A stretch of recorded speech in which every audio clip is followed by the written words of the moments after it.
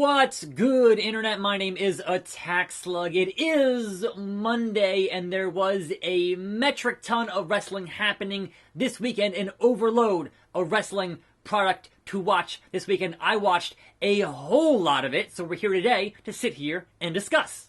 But first and foremost, let me know in the comments how much wrestling did you watch this weekend, because there was a ton.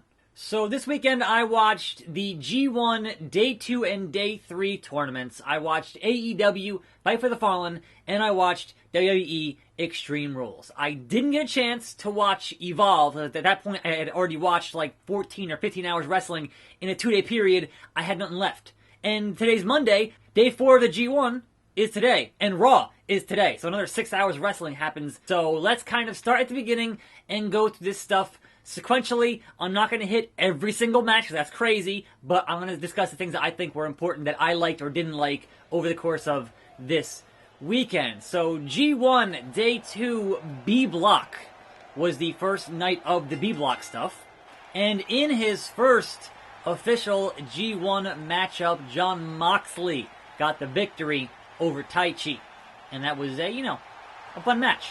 I enjoyed it. And speaking of fun matches, Yano and Naito. If you want to watch one of the best comedy matches this year that I've seen in a long time, go seek out Yano and Naito. It was simple, it was effective, it got the job done, and it made me laugh. And it also was a logical throughput in the fact that Naito didn't want to remove his shirt. He wasn't taking Yano seriously enough, and that cost him in the end. So seek out that match. It's pretty good. It's fun to watch. Now, if you wanted to watch a big hoss fight from New Japan, Jeff Cobb and Ishii was a hell of a hoss fight on that show. Might have been the best match on that card. Good God. Those two were just hammering. Great stuff on night 2. But honestly, not too many more notes from that night. I did enjoy Goto winning in that main event, but other than that, it was what it was. And that was my Saturday morning. Now, Saturday evening, right, free on the BR Live app here in the US anyway, we had AEW Fight for the Fallen. And I have some notes here. Number 1, their kickoff show was less cringy this time. I mean, it still had the stuff with the librarian, but it was less cringy. And much like New Japan, the audience here for AEW was hot pretty much the whole show. And that stuff I'm all about. Give me a hot crowd any day of the week is going to enhance what I'm watching and going to make these things more enjoyable. So the pre-show was better, right? So kudos on putting together a less cringy pre-show. And obviously featuring the Joshis, I'm always going to enjoy when you feature the Joshis, right? Good stuff there. Cactus Driver on No Way Jose.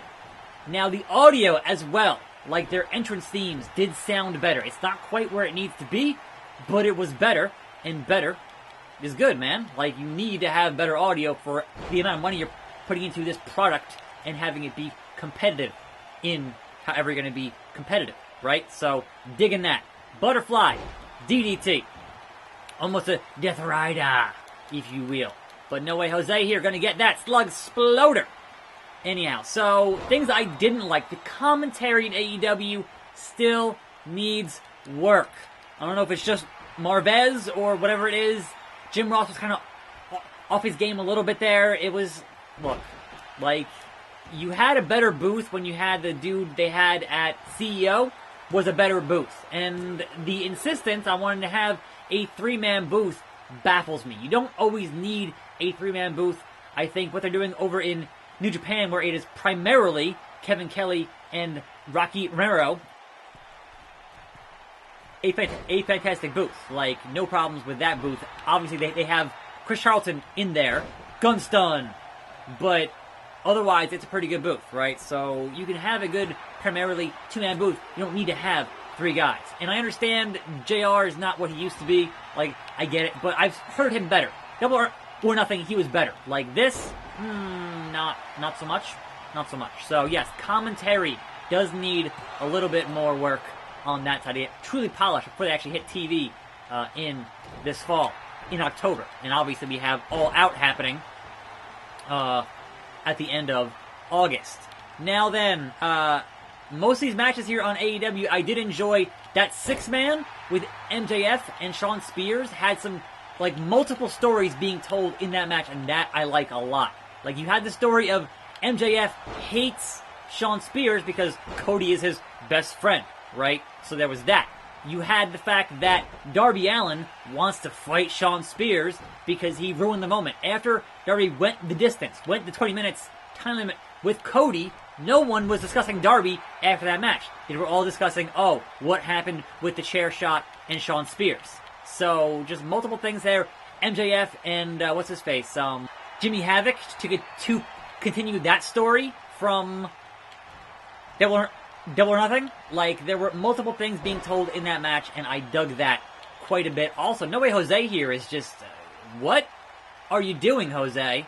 How are you this good, Jose? I mean, underappreciated, I guess, but No Way Jose might ultimate underdog here status in this matchup.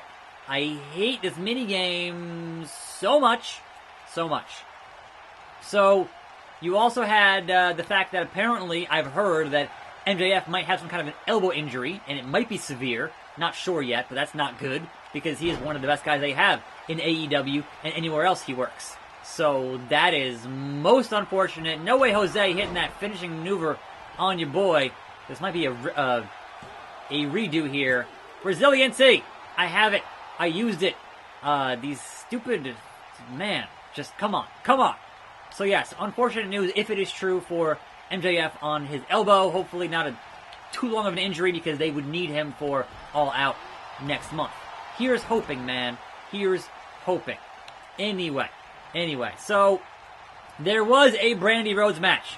It wasn't very good, but she had Awesome Kong ringside, and afterwards, oh, here's Aja Kong to come out, and it's like, wait. They're going to set up Aja and Awesome, possibly for the show in August, possibly for All Out.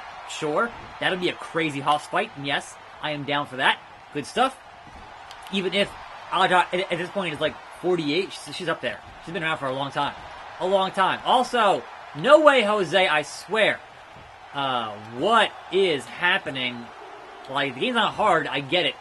But how is Jose this good in the first match in this challenge? Like, how is that a thing that is happening? I don't get it. Referee, alright, this is false count anywhere. Anywhere, Jose! False count anywhere. Which means you can get whatever my finisher here is on the floor if you don't reverse it. If you don't reverse it, we're good. Oh! The slug lock! Locked in, folks! It's locked in! That's not gonna be enough! Maybe! You tap on the floor! Nope, that's not gonna be. Nope, it's gonna fight out of it. It's just... I hate the submission system in this game. Even this one, the other one, doesn't matter which one. They're both terrible. I don't like them. Choked him out. Make him bleed. Anyhow, so Adam Page had a match. It was kind of just plotting, and I didn't really care for it, so that was unfortunate.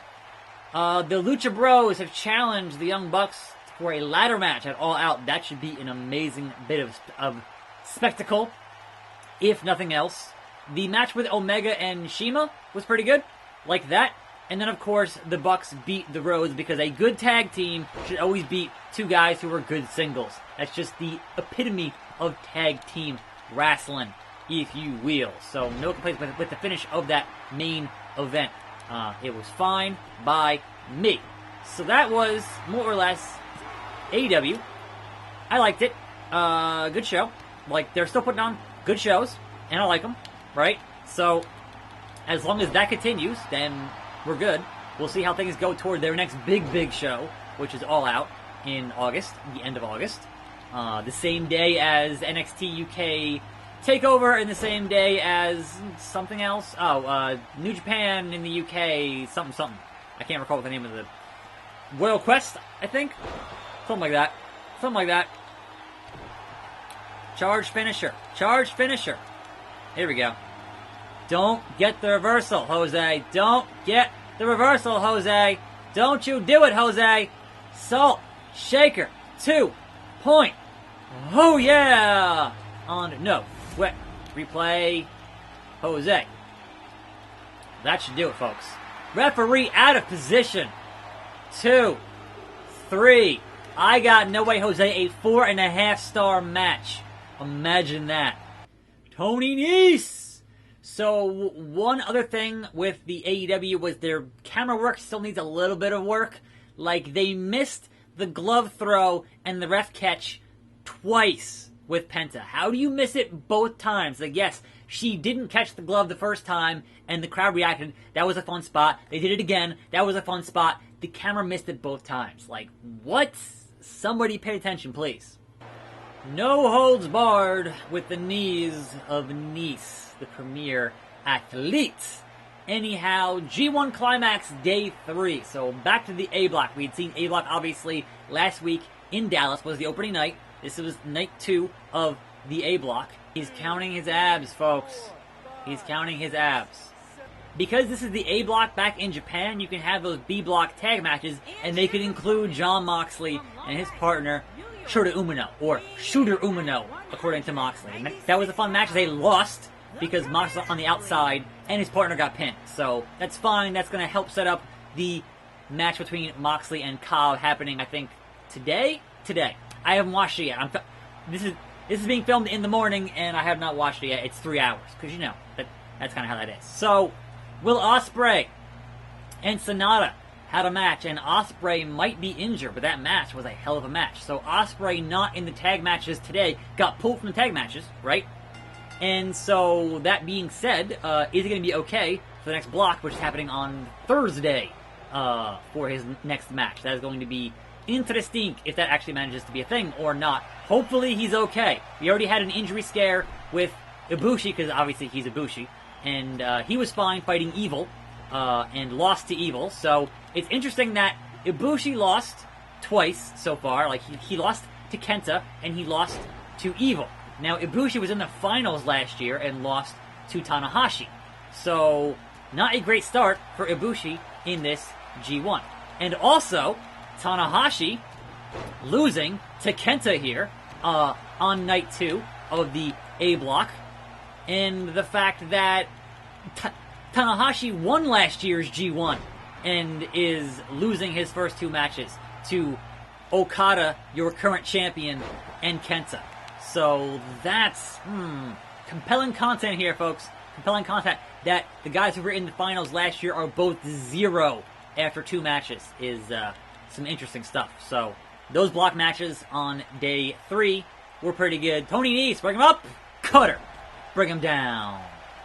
That's right. How about that, Nese? How about that? Anyway, that brings us to the big show on Sunday night, Extreme Rules. And honestly, after watching that much wrestling, after watching that much high-quality wrestling, at that point, I was very much like, I don't even want to watch Extreme Rules. It's like being at a fine restaurant all weekend, and oh, now we're going to McDonald's. So, I still watched it, because, you know, I'm a fan, but man, I was so burned out by Sunday night. So, that being said, they put Nakamura on the pre-show with Balor, and he won. And Nakamura is your new IC champion. What are you doing? Like, the only logical thing that makes sense here is that you're going to have Balor at SummerSlam as the Demon to win back his IC title. Okay, fine, but that seems pretty predictable. And granted, those two fought in New Japan a bunch. They are, you know, certainly capable of having great matches. And that's cool. But also it's like, alright, but like, why lose it in the first match on the pre-show is crazy to me. So, I'm sure there is perhaps a larger story here, but that just seemed kind of random, considering it was not announced until, like, the day of the show. Like, oh, by the way, these guys had a match, and by the way, title changes hands. And I'm like, oh. Well, alright then. That happened. Now then, Taker and Roman versus the best in the world and McIntyre was a pretty good match. Like, it was like half an hour, but it was pretty good. And Taker being in a tag team match certainly minimizes his limitations at this stage in his career, which is definitely a thing you want to do with Taker. Falcon Arrow, Tony Nese on the outside. All right, this is no holds barred. We gotta get extreme here. Nese, we have to get extreme. Get back in the ring, cause we gonna get extreme on ya with a sledgehammer, baby. You get boom. That's right, Nese. What? He no-sold a sledgehammer to the face. Tony Nese, how strong are you? You are premier, but how strong are you? Good God almighty. Anyway, so yes, of course, Taker and Roman win. The shocking thing here is that they opened the show. Like, that to me that's a main event. That is, in any other place, in any other time, that is a main event. And Nice, they're hitting that 450. And, just wait for the pin? Like, what are you doing here, Nice? Nope. Sorry. Not enough damage, Tony. Not enough damage. So, of course they won. And that's, about where you expect. And that hopefully now moves Shane away from Taker and Roman and any of that. You would imagine it's going to be Shane and Owens in Toronto at SummerSlam. Would make a lot of sense because you're not going to get... Like, that's the reason you have this face turn for Owens, is because he's not going to get booed in Toronto, in Canada. Come on now. Common sense. So there's that. But also, Taker still kind of almost botched the tombstone on Shane, picking him up, so he's getting up there in years. Come on now. There we go. Clean finish. Tony Nese, you done. Not as good as the No Way Jose match, though. Only 3.5 stars, Nese. I'm sorry. They wouldn't let me Slug Sploder you. That's why. Noam Dar. I haven't heard that name in a long time. The beautiful Alicia Fox. As I pretty much would have predicted, Cesaro and Aleister Black was a good match. Cesaro is still freaky strong, and those two just, please, fight forever, because that is entertaining. And honestly, get those two, toss in Ricochet, and I'll be happy for a long time. Anyhow, Bayley retained her title, overcoming the odds, in a 2-on-1 handicap match versus Nikki and Alexa, with obviously Nikki takes the pin there, but people were surprised. They were like, no, they're going to have this co-champion nonsense. And so thus far, if you've been keeping track, any of the challengers from different brands challenging a champion on a different brand have not got the job done yet. And we'll get there in a second here. But your last man standing match was such a snooze fest.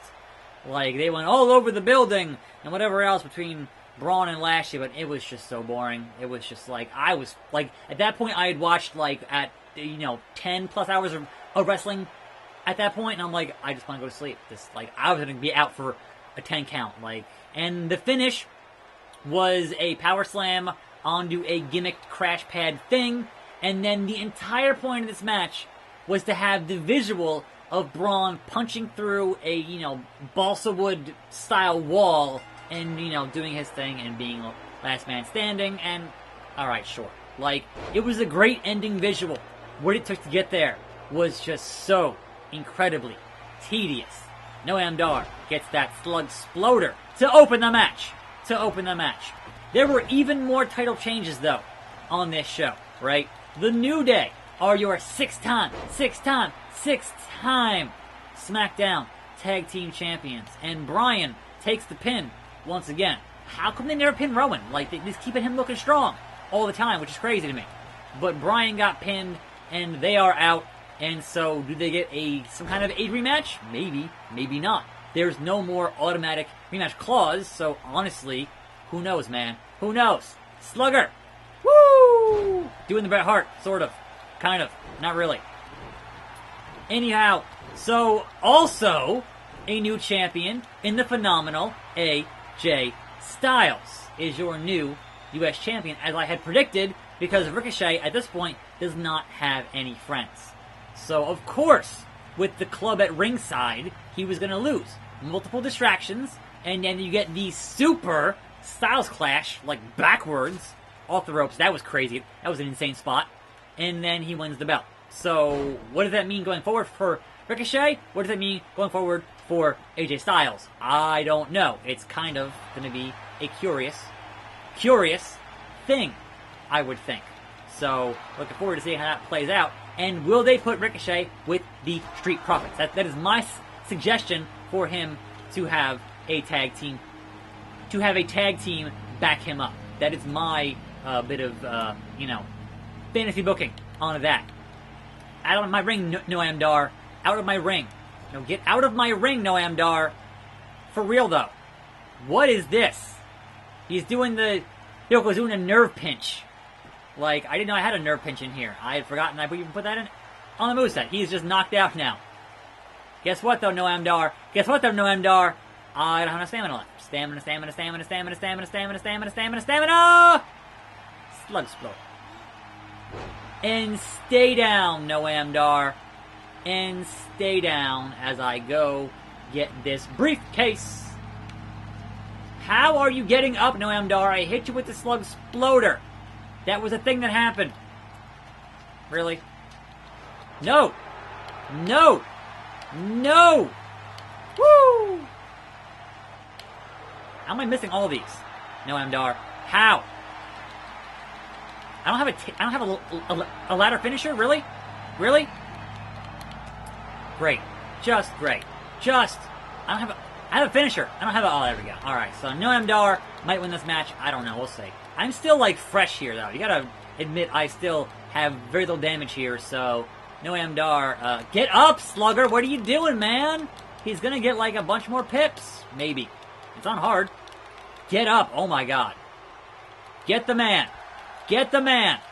Make him pay. Anyhow, so yes. AJ Styles, your new U.S. champion, so that happened. Powerbomb on Noam Dar. That happened. Right up and right into a Salt Shaker 2.0 for Noam Dar. So I'm getting up this ladder, and I'm doing it. Now, Dolph Ziggler got completely squashed by Kevin Owens. It was literally arrive, stunner, leave.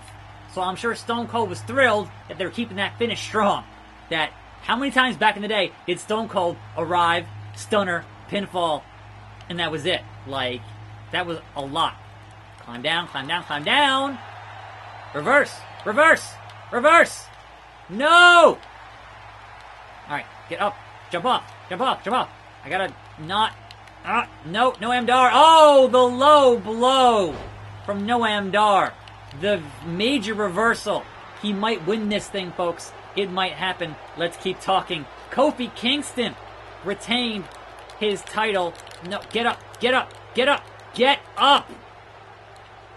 Get there. I don't think so, Noam Dar. I don't think so, Noam Dar. Boom. That's what you get. So Kofi retained his title, right? Rollins and Becky retained their titles. And then, of course, the thing that I did not want to happen for just one very important reason was that Brock Lesnar promised he would cash in, or I guess Paul Heyman promised to cash in.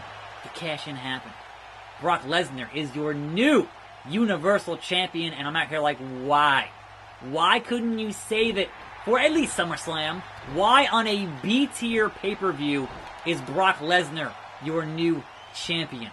Why didn't you save it for SmackDown on Fox? Like, that to me is the money shot, and they didn't say... I don't get it.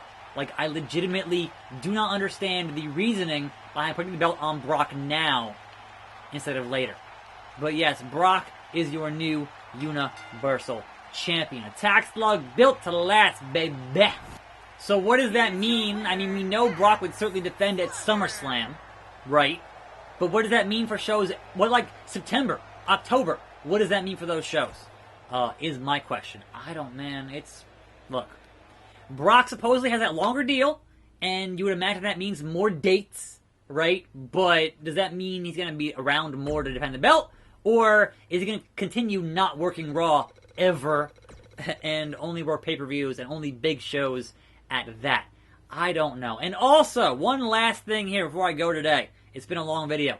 But they announced the Raw reunion next Monday. So another ratings panic from Vince. Oh God, bring in the old guys. Bring in all your favorites. Except some of your favorites work somewhere else. Jericho, Jim Ross, Ambrose. Like, yeah, it's a Raw reunion. Somehow I doubt The Rock will be there. Like, if you want to have a big moment, you're going to have Stone Cold and The Rock face off just for old time's sake. But The Rock's busy, you know.